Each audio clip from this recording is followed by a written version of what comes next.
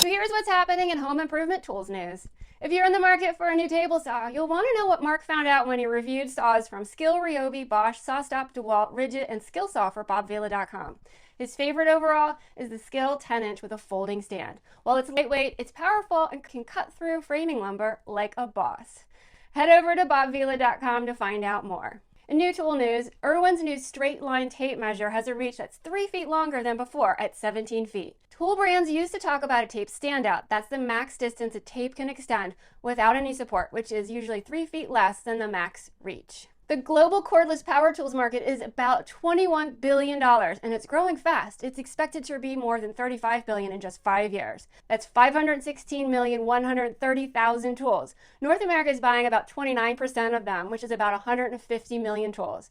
And I think a lot of them have been in our backyard. I'm Theresa with My Fix It Up Life, and you've just been served your home news quick fix.